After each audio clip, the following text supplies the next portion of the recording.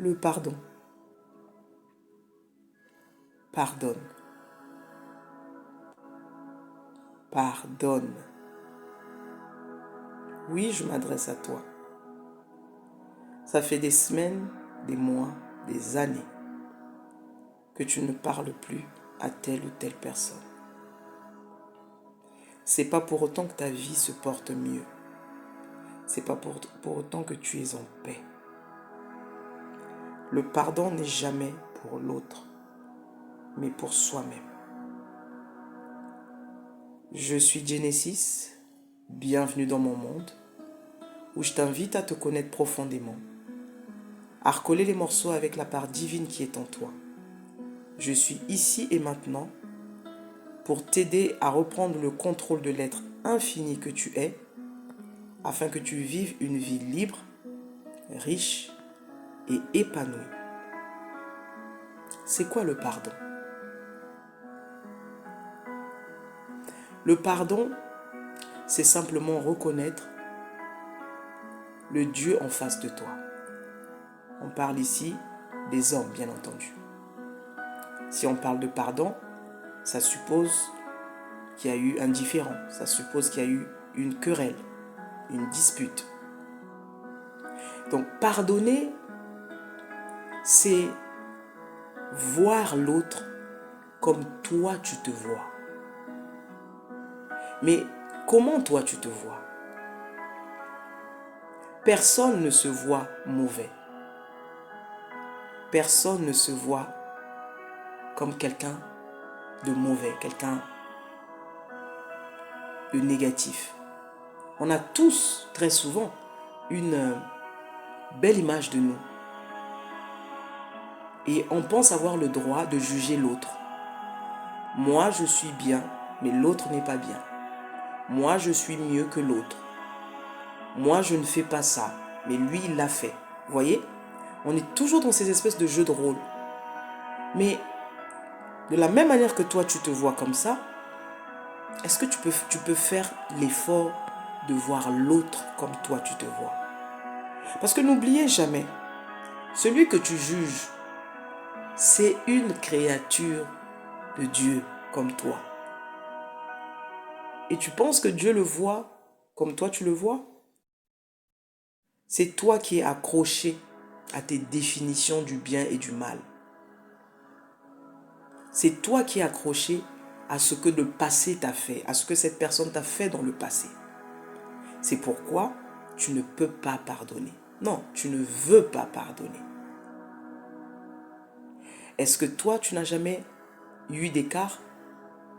Est-ce que toi, tu n'as jamais fait de mal à quelqu'un?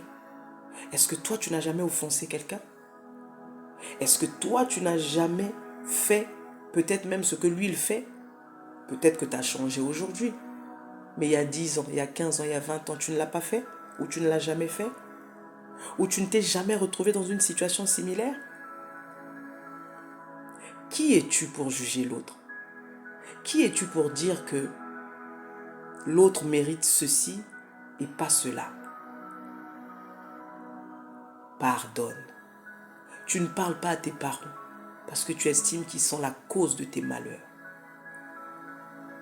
Est-ce que tu t'es déjà posé la question de savoir comment tes parents, eux, ont vécu? Pourquoi tes parents sont ce qu'ils sont? Pourquoi tes parents sont comme ils sont? Tu ne parles plus à ta femme et tu as demandé le divorce parce que celle-ci t'aurait trompé. Je vais parler des sujets qui fâchent ici. Elle t'a trompé. Est-ce que tu as déjà cherché à comprendre pourquoi elle en est arrivée là? Pourquoi tromper serait pire que mentir? Une fois de plus, c'est parce que c'est toi qui as donné cette définition-là. C'est plus, c'est moins, c'est classification du plus ou du moins au plus. C'est toi qui as donné ces définitions-là. Mais quand tu as menti à quelqu'un, tu as menti. Quand tu as trompé, c'est pareil. Mais pourquoi tromper, c'est quelque chose de... Ça touche à l'honneur. Vous l'avez établi comme ça dans votre société. Cette société dans laquelle on vit a établi les choses comme ça. Mais ce n'est pas des vérités absolues. Parce qu'il y a des hommes dont les femmes les ont trompés, mais qui ont réussi à pardonner à leurs femmes. Ça existe autour de nous. Et ceux-là, on va les appeler des sous-hommes. Parce qu'on ne comprend pas qu'on puisse pardonner une infidélité d'une femme. Parce qu'on est dans un monde masculin, parce que c'est l'homme qui détient les rênes et toutes ces choses-là. Une fois de plus, Assomption. Mais est-ce que c'est la vérité absolue? Non, c'est pas la vérité absolue parce qu'il y a des gens qui arrivent à pardonner. Donc si eux, ils ont pu le faire, tu peux le faire. Tu préfères être tu préfères nourrir ce sentiment de haine, ce sentiment de désamour vis-à-vis d'une personne avec qui tu as tout partagé. C'est un choix que tu fais. Hein. On n'est pas en train de te dire que tu dois le faire. Mais regarde ce que ça te rapporte réellement dans ta vie.